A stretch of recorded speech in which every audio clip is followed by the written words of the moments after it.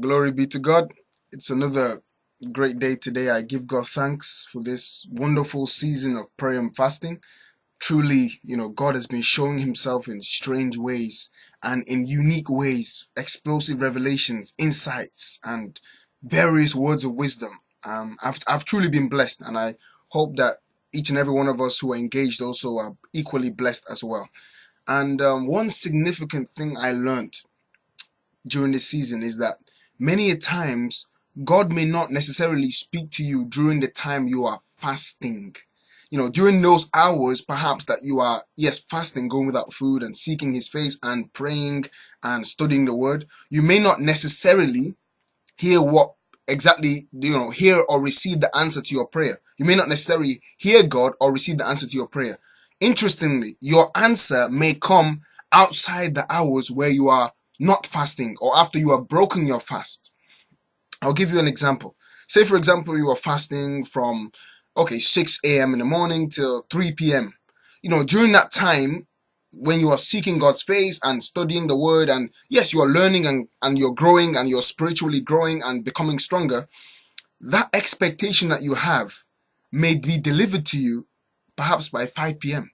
That insight, that answer, that word of instruction, that word of direction that you're looking for may come to you at 5 p.m. So what does that require? What does that make us do? This means that we need to be sensitive during the hours of fasting and after hours. During that space of time while we're fasting and after hours, we have to stay tuned in because God speaks 24/7. That's the truth. God is always speaking. God is always speaking. But it is those who are tuned in and sensitive that hear him. We can't afford to throw down our fast down the drain.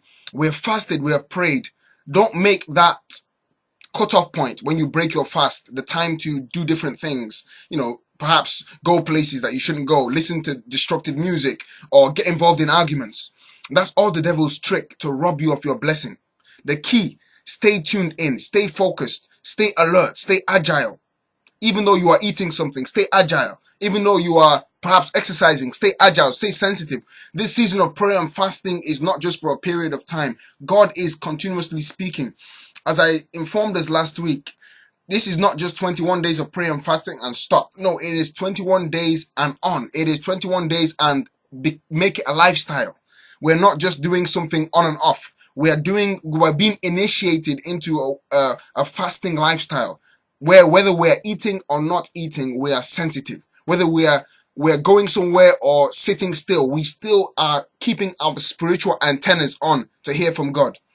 It is a glorious season. It is a wonderful season. And one thing I've learned, I almost fell into that trap. The devil is very slippery and sneaky and snaky, very trickery. He comes in subtle ways. Yes, during the time you're fasting, you're very spiritual, you're focused, and you're reading the word, you're praying, and definitely you're sensing a change in you.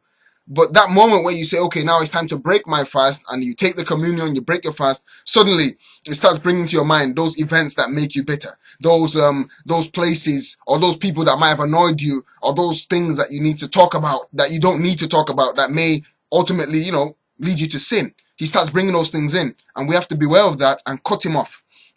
Don't fall into those traps. Stay spiritually focused. Stay spiritually sensitive. God will continue to speak to you. And I pray that we will all position ourselves to hear him. In Jesus' name, amen. Interestingly as well, I learned in today's service that we shouldn't give God time. Rather, we should follow God's time. We shouldn't say, God, Tuesday, I want my answer. Tuesday, show up. Tuesday, show up. Tuesday may, according to God's master plan, Tuesday may not be when he wants to deliver you the answer. It may not be when you are ready. You may not even be ready for that then. So the key is to pray, thy will be done, which is God. According to your timing, I will move. When you say go, I go. When you say stay, I stay. When you say move, I'll move. That's the way to position ourselves in prayer.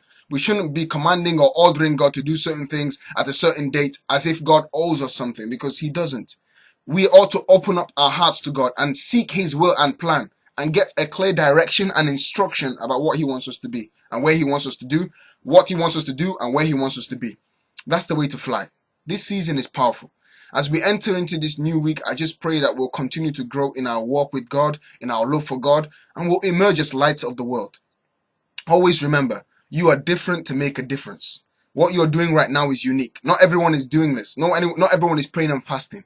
And it's my prayer that after this season, truly, people will see that there's been a change in you. You will see that there's a change in your life, and the entire world will see that something has transformed in your life. God bless you. And I look forward to seeing and hearing your testimonies and sharing more testimonies with you. God bless you.